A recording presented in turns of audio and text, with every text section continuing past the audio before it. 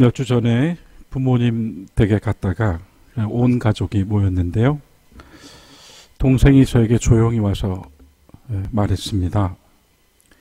제 동생이 여의도에서 일을 하고 있는데요.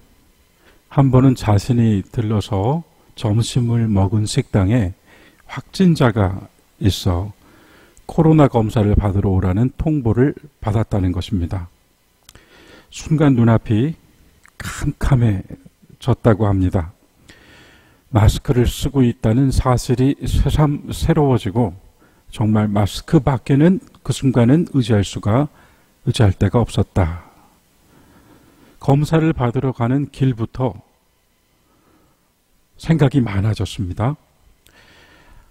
다 아시겠지만 검사도 무척 힘들었다 합니다. 물론 이 코에다가 이렇게 넣는 것만이 아니라 그냥 그 검사 대상자가 돼서 거기 앉아 있는 것 자체가 힘들고 또 그 과정을 계속 거쳐 나가는 모든 것이 다 힘들게 느껴졌대요. 결국엔 음성 판정을 받아서 시름을 놓았다는 이야기였습니다. 솔직히 제 혈육임에도 불구하고 동생이 겪었던 이 코로나 경험을 들으면서 저는 음성이 나왔다는 사실에만 집중했습니다. 다른 이야기도 다 듣긴 했습니다만 그래도 어쨌든 음성이 나왔다는 것이 다행이다 라고 하는 생각에 귀착되어 있었던 것이죠. 그래서 힘들었다고 말은 하는데 그 힘든 것이 무엇인지 사실 다 체감하지 못했습니다. 제 동생임에도요. 지난 주간에 늘 오던 문자라서 눈여겨보지도 않는데 이상하게 보게 되었습니다. 그랬더니 확진자 소식인데요. 행당 일동에 사는 그 사람이 성동구에서 확진자가 나왔다. 그게 나왔다고 하는 것을 보고 저는 제일 먼저 행당동에 사는 우리 교우들을 걱정했습니다. 행당동에 살고 계시는 교우들 또 아이들을 생각했습니다.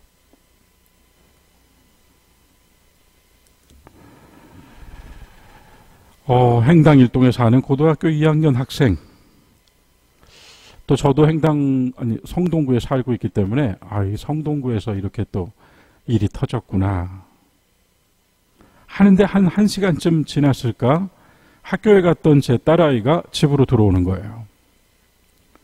너 왜 이렇게 빨리 왔어? 학교 갔는데 아빠 나 지금 코로나 검사 받고 왔어. 그래서 제가 깜짝 놀랐습니다. 왜? 그게 무슨 말이야. 성수고등학교 2학년에 다니는 애가 나랑 같은 독서실에 다니고 있었대. 그래서 나도 코로나 검사 받았어. 우리 학교 애들 2학년 절반 이상이 받았어.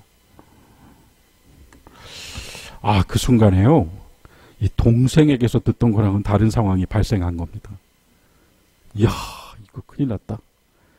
그런데요, 딸아이는 오히려 더 그 상황에서도 제게 걱정을 주지 않으려고 더 의연하더라고요.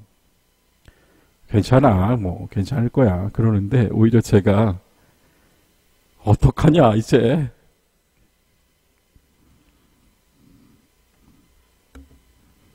식은땀이 났습니다. 나중에 되게 많이 후회했습니다. 그 얘기를 들었을 때 좀 의연하게 괜찮다 해주었어야 되는데 실은 그 순간이요. 그 순간에 이게 본의 아니게 이제 저까지 저희 가족이 다 이제 결부됐지 않습니까? 그 순간에 그냥 모든 것이 다 뒤엉키면서 교회 걱정이 되는 거예요. 여러분 걱정이 되는 겁니다. 교역자들 걱정이 되는 겁니다. 직원들 생각이 나는 겁니다.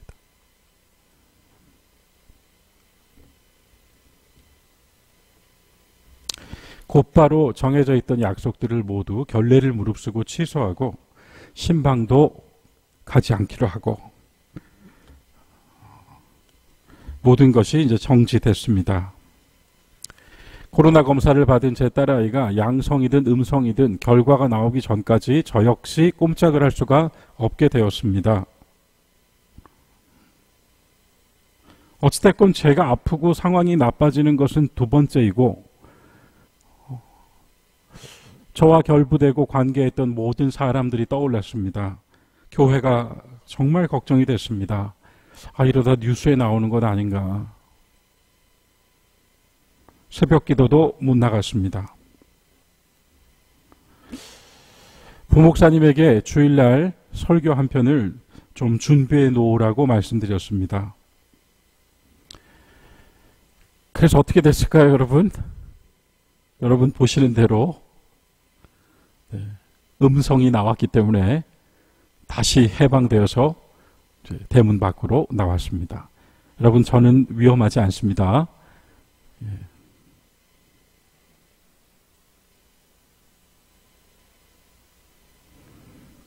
저의 현실이 되어버리고 나니까 예외가 될 수 없는 상황 안에 우리 모두가 있다는 것을 새삼 확인하고 나니까 이것이 마냥 불평만 하고 있어야 되는 그런 상황이 아니었습니다. 수렁이었습니다. 수렁. 심지어 제 동생이 겪었을 때까지도 피부로 느끼지 못했던 것이었는데 겪어보니 그리 됩니다.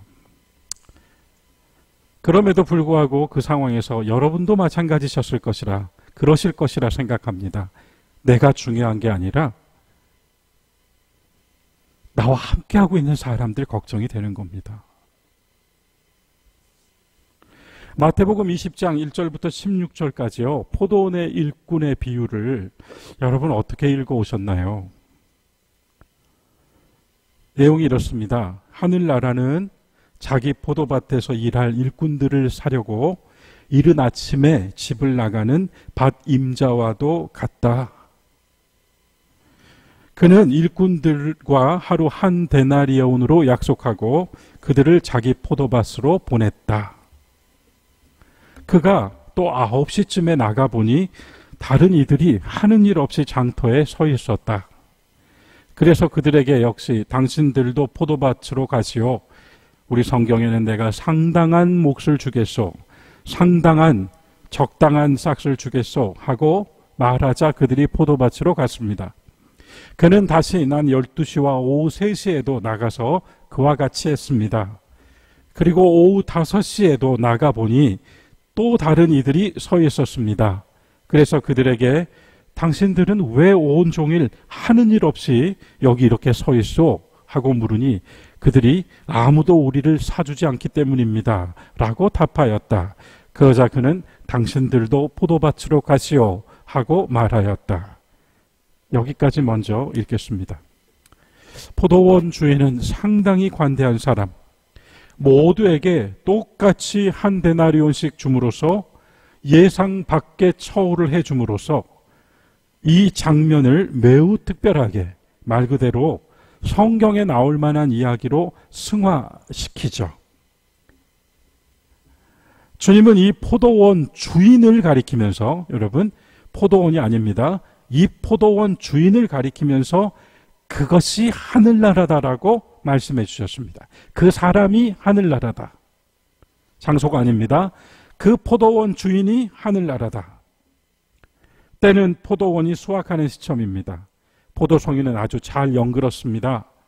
시편 129편 8절에 반어법을 쓰지만 이런 말씀이 나옵니다. 지나가는 자들이 여호와의 복이 너희에게 있을지어다 하거나 우리가 여호와의 이름으로 너희에게 축복한다 하지 아니하느니라. 우리가 너희에게 여호와의 이름으로 축복한다. 이스라엘 땅에서는 수확의 계절이 되면 기쁨이 넘쳤습니다. 즐거운 노래가 울려 퍼지고 이것이 다 하나님의 축복이다 하고 찬미하며 지나가는 사람들이 서로를 향하여 축복의 인사를 건네는 그런 계절이었습니다. 모르는 사이끼리도 서로 축복하고 하나님이 참 우리에게 이렇게 은총을 베푸셨다고 인사를 주고받는 계절이 수확의 계절이에요. 기쁨의 계절이에요. 그런데 주님 들려주신 이 마태복음의 비유는 아무리 보아도 포도원에서 수확하는 기쁨이 보이는 것이 아니라 조금 냉정하고 어둡습니다. 1세기 유대 땅의 상황이 또 엿보입니다. 이스라엘의 농부들이 전에는 약속해 주신 땅에 들어와서 이 젖과 꿀이 흐르는 땅이라고 말하는 그들의 터전에서 수확하면서 그렇게 기뻐했던 계절이었을지 모르지만 이때는 아니었어요. 이때는 자기 땅에서 거둔 수확이 로마의 하수인 노릇을 하는 왕과 통치자들을 통하여 로마 제국으로 보내지는 시절이었습니다. 대다수 농민들은 자기 땅이었다 하는 그것을 잃어버리고 품꾼으로 전락해 있던 시절입니다. 그들은 아침마다 장터로 나가서 자기를 사주는 주인의 눈에 들기 위해 힘써야 했습니다. 그리 뽑혀서 종일 수고하고 나면 싹스를 받는데 이 싹스를 가지고 집으로 돌아가서 자신의 가족들과 하루를 사는 것입니다. 만일 장터에서 일을 구하지 못하면 그날은 자기도 식구들도 모두 굶어야 할지도 모르는 일입니다. 2000년 전에요. 포도원에서 울려 퍼지는 기쁨의 노래는 온데간데 없습니다. 대신에 그들의 하루는 생존을 위해 내가 먼저 팔려야 한다는 치열한 구도와 죽지 못해 버티는 고역과 어둡고 냉정한 노동의 세계가 있습니다. 다시 본문으로 돌아가 보겠습니다. 저녁 때가 되자 포도밭 주인은 자기 관리인에게 말하였다. 일꾼들을 불러 맨 나중에 온 사람으로부터 시작하여 맨 먼저 온 사람들에게까지 싹쓸 내주시오. 그리하여 오후 5시쯤부터 일한 사람들이 와서 한 데나리온씩 받았습니다. 맨 먼저 왔던 사람들은 자기 차례가 되자 자기들은 더 받겠거니 생각하였는데 그들도 한 데나리온씩 받았습니다. 그것을 받아들고 밭 임자에게 투덜거리면서 말했습니다. 맨 마지막에 온 자들은 1시간만 일했는데 떼약볕 아래에서 온종일 고생한 우리와 똑같이 대하신단 말입니까? 그러자 그는 그들 가운데 한 사람에게 말했습니다. 친구여, 내가 당신에게 불의를 저지르고 있습니까? 당신은 나와 한 데나리온으로 약속하지 않았습니까? 당신의 품삯을 받아서 돌아가십시오. 나는 맨 나중에 온 이 사람에게도 당신에게처럼 싹을 주고 싶소. 내 것을 가지고 내가 하고 싶은 대로 할 수 없단 말이오. 내가 선한 것이 당신에게는 악으로 보인단 말입니까? 먼저 와서 하루 종일 떼약볕 아래 고생한 것을 두고 항의하는 일꾼들을 주목하죠. 그들은 나쁜 사람들입니까? 그들은 버릇없고 경우 없는 사람들입니까? 그들은 이기적인 사람들입니까? 어찌 보면 그 항의하는 일꾼들은 똑똑한 사람들이죠. 합리적으로 생각한 사람들입니다. 이치도 따질 줄 알고 시비도 가릴 줄 아는 사람들이죠. 그냥 주면 주는 대로 받고 꿀먹은 벙어리 마냥 침묵하는 사람들 속에서 자신들을 왜 이렇게 대우하느냐고 항의할 줄 아는 사람들입니다. 하지만 주인의 대답 역시 틀린 말이 하나도 없어요. 결국 이 비유를 마치면서 예수님 하신 말씀은 우리가 잘 아는 말씀이죠. 앞선 사람이 뒤에 서게 될 것이고 뒤에 선 사람이 앞서게 될 것이다 했습니다. 이제 여러분과 저는 이 비유의 실제의 의미, 정말 하나님이 이걸 통해 우리에게 무엇을 말씀하시고자 했는가를 찾아봐야 합니다. 단지 하나님의 그 선하시고 후하신 것, 하나님이 모든 사람을 공평하게 대우하시는 것, 그런 이야기가 아니라 정말 여기서 뭘 말씀하시려고 했는가? 주인은 참 착한 사람이죠. 동시에 그의 셈법은 어리석은 셈법입니다. 늦게 온 사람들에게는 딱 그만큼의 싹만큼 계산해 주어도 아무 문제가 없습니다, 법적으로. 그러나 바로 그 주인이 주님께서 가리키신 하나님 나라라 이 말입니다. 그러고 보니 주인은 좀 사고방식이 다른 사람입니다. 삶을 사는 철학이 좀 다른 사람입니다. 이 주인은 자신의 포도원을 위하여, 내 포도원을 일구기 위하여, 수확하기 위하여 일꾼을 고용한 사람으로 보이는 것이 아니라 하루 열심히 일하여 온 가족이 사는 일꾼들을 위하여 자신의 포도원을 연 사람처럼 보여요. 내 포도원에서 수확하기 위해 일꾼을 쓰는 사람이 아니라 일꾼들을 살게 하기 위해 포도원을 연 사람처럼 보여요. 분명 이 본문에서요, 아침에 일찍 일꾼을 부르러 나간 주인 같다 했는데요, 실제로 본문 안에서는 낮 12시에도 오후 3시에도 심지어 오후 5시에도 장터로 나가봐요. 거기서 일꾼을 찾고 있습니다. 아직까지 일을 찾지 못한 사람들을 두리번거리며 찾고 있다 이 말씀이에요. 일손이 부족해서 나간 것처럼 보이는 것이 아니라 일꾼들의 간절한 필요를 위하여서 오후 5시에도 나간 사람처럼 그리 보입니다. 해서 이 어둡고 괴로운 노역과 하루 벌어 하루 사는 인생과 거기서 누가 더 받았고 누가 덜 받았는가를 따질 수밖에 없는 현실이 전혀 다른 차원으로 바뀌어지는 거예요. 좋은 열매를 내서 수확하는 땅은 행복한 땅입니다. 비를 내리고 빛을 주시고 땅속에 보이지 않는 그 에너지들을 공급해 주셔서 생명이 자라게 하신 농부이신 하나님도 이때 더 행복하실 것입니다. 소출을 거두어 한 해를 수확하는 포도원 주인도 행복한 사람입니다. 장터에서 자신이 본래 오늘 하루를 살려고 눈을 떠서 계획했던 그대로 일을 하러 들어갈 수 있는 사람은 행복한 사람입니다. 자신이 수고하고 애씀으로 싹스를 얻어서 내 가족들이 함께 먹고 오늘 저녁 즐거운 저녁 식탁이 기다리고 있는 것을 아는 사람은 행복한 사람입니다. 더 나아가서 늦게 온 사람들은 하루 종일 그 장터에 서서 얼마나 마음 졸였을까를 헤아려 주는 사람, 일찍 온 사람들은 오늘 얼마나 이 뙤약볕 아래서 고생했을까를 생각하는 사람들은 행복한 사람들이에요. 그렇게 이 회색빛 노동과 고역은, 이 장면이 밖으로 드러내 보인 셈법은 이 장면의 뒤에 있는 여러 빛깔의 기쁨들이, 땅의 기쁨, 하나님의 기쁨, 주인의 기쁨, 일꾼들의 기쁨, 가족들의 기쁨, 그 여러 기쁨들이 하나로 모아져서 행복한 생명의 빛으로 바뀌어 있는 말씀이에요. 하나님 나라가 우리에게 일으키는 사건이 그것이란 말입니다. 그 주인의 행동처럼 셈하고 따지고 순위와 서열을 다투는 것, 상대화된 세계에서 당연한 일입니다. 그러나 우리는 태어나고 싶어서 이 땅에 태어난 것도 아니고 한국 사람 되고 싶어서 된 것도 아니고 이 시간 위에 태어나고 싶어서 이 세상에 난 것도 아니어서 비록 상대화된 세계에서 우리는 순위와 서열이 혹 생겼을지 모르지만 살아라 하는 하나님의 절대적인 명령 앞에선 모두가 똑같다 이 말입니다.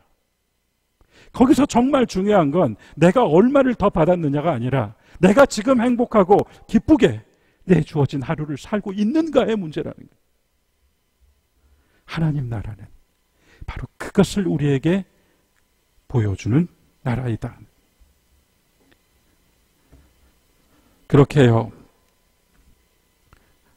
모든 것이 세상의 지혜와 경험이 분명히 존재하고 있지만 교회는 그런 것들이 자리 잡고 있는 곳이 아니라 여기 이 주인의 어리석은 셈법이 자리하고 있는 곳이에요. 그리스도인의 신앙과 삶은 순위와 서열로 매겨지는 것이 아니라 이 어리석은 주인의 셈법처럼 내가 아니라 너를 생각하는 마음자리에서 나타난다는 것입니다.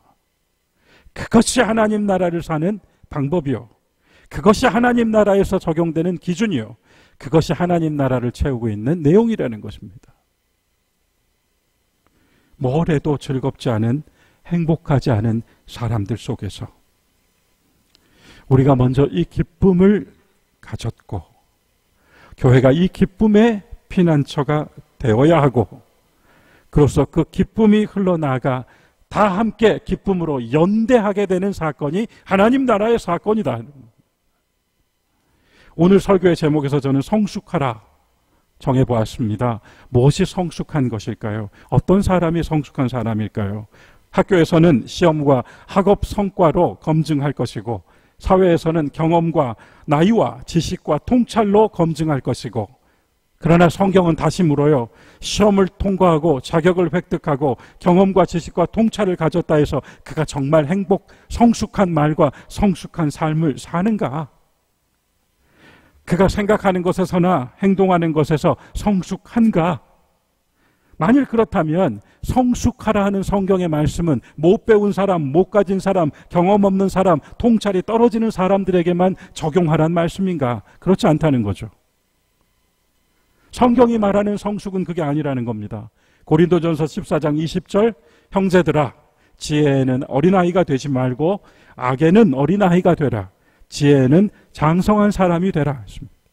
표준 세번역으로 또 한 번 읽어본다면, 형제 자매 여러분, 생각하는 데에서는 아이가 되지 마십시오.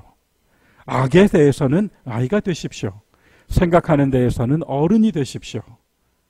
그래서요, 성경은 지혜를 생각하는 것으로 장성한 사람을 어른으로 번역하고 있습니다.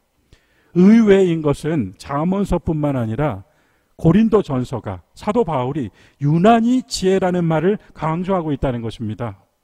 그는 세상의 지혜와 하나님의 지혜를 대비합니다. 하나님의 지혜는 인간의 지혜와 비할 수 없다고 합니다. 사실 교회에는 지혜로운 사람이 많지 않습니다. 그러나 하나님은 세상에서 그 어리석은 사람들을 취하셔서 교회로 주의 일을 하게 하신다고 고린도전서 1장은 말합니다. 오늘 서신서의 말씀 고린도전서 3장 18절은 아무도 자신을 속이지 말라고 합니다. 인상적이죠. 그리고 예리하게 너희 중 누구든지 이 세상에서 지혜 있는 줄 생각하거든 어리석은 자가 되라. 그리하여 지혜로운 사람이 되리라. 3장 19절 이어지는 말씀은 이 세상 지혜는 하나님께 어리석은 것이요, 기록된 바 하나님은 지혜 있는 자들로 자기 꾀에 빠져 넘어지게 하시고, 또 주께서는 지혜 있는 자들의 생각을 헛것으로 아신다. 하나님의 어리석음이 강조되고 있습니다. 14장에서는 인간의 성숙이 강조되고 있습니다. 성경이 말하는 성숙은 우리가 말하는 성숙과 사뭇 다릅니다. 성숙의 반대는 미성숙이겠죠. 성경은 딱딱한 음식을 먹지 못하고 여전히 부드러운 젖만 먹어야 하는 상태를 가리켜 영적인 유아 상태라고 묘사합니다. 성경은 성숙이 하나님의 어리석음과 함께 있음을 말합니다. 반대로 말하면 하나님의 어리석음이 결여되어 있는 사람은 성경이 가리키는 성숙한 사람이 아니라고 합니다.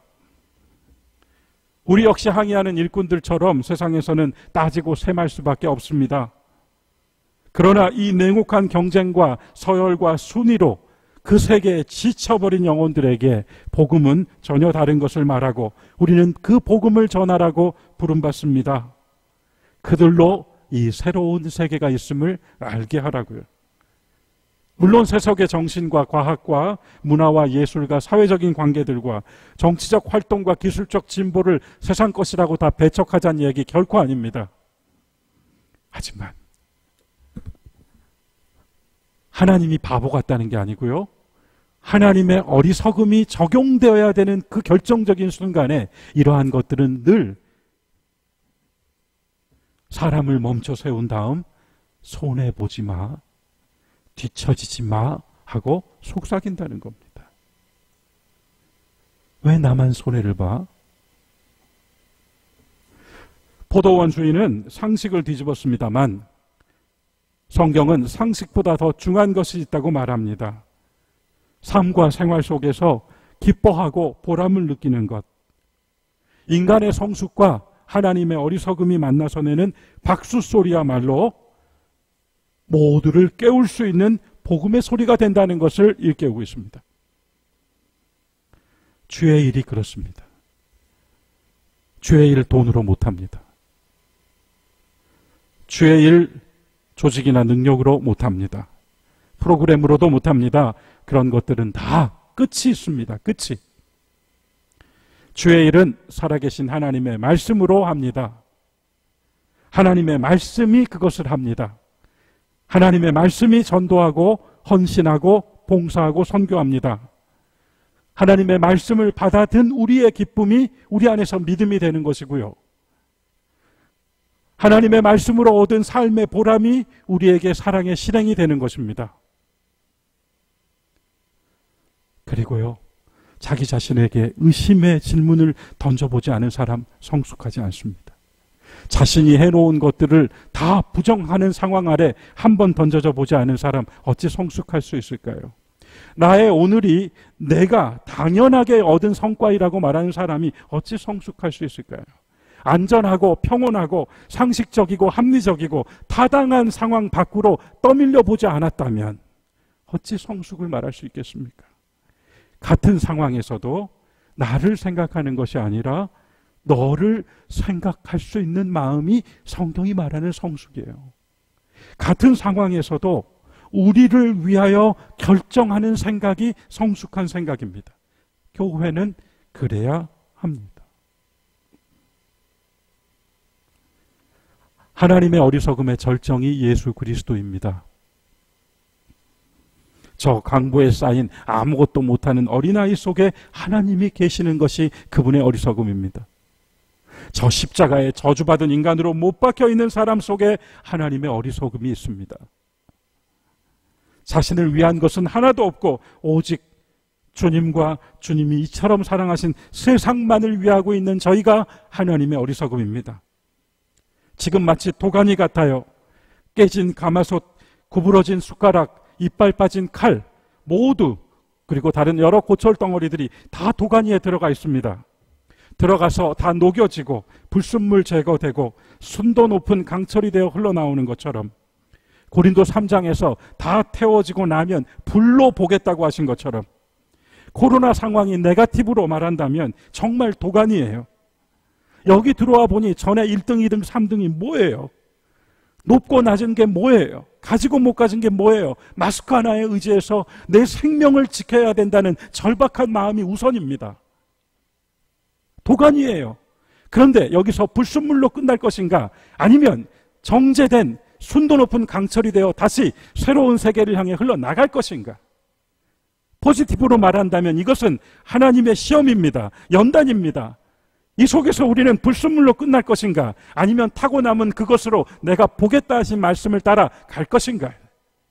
이 도가니 같은 시간 위에서요, 우리는 지난주에 강건하라 했습니다. 그 말 전하고 저도 한 주 동안 흔들렸다니까요. 오늘 우리는 성숙하라 합니다. 나를 생각하기보다 먼저 너를 생각하는 사람 되자 합니다. 우리를 생각하자 합니다. 포도원 주인의 그 어리석은 결정이 노동의 고욕과 셈의 그 어떤 불평 속에서 그것들을 모두 덮어 기쁨으로 함께 만들어진 하나의 생명으로 일어나고 있다는, 우리 모두 20세기에서 배웠고요, 20세기 경험했습니다. 그런데 지금 21세기입니다. 21세기에 정말 상상도 못했던 일들이 계속되고 있습니다. 20세기 경험만 갖고는 감당을 못하겠습니다. 21세기를 살고 또 21세기를 살아갈 세대들을 위하여 바라기는 순위와 서열로 1등이 돼야만 했던 그런 여정이 아니라 포도원 주인이 우리에게 보여준 하나님 나라의 기쁨을 먼저 가지고 있는 사람, 다 결국 나밖에 모르지만 그래도 너를 한 번 더 생각해주는 그 사람, 우리 함께 생명 존중, 타인 우선, 우리 다 더불어 라고 말할 수 있는 사람, 그러한 믿음의 성숙한 사람이 바로 하나님의 어리석음과 만나 일어나는 사건이 하나님 나라 사건입니다. 이 사건이 우리 가운데 일어나고 우리가 성숙한 사람 되고 성숙한 교회 되고 성숙한 사회를 만들어 가시는 하나님의 역사에 쓰임받는 순도 높은 연단받은 강철들이 되시기를 주님의 이름으로 축원합니다.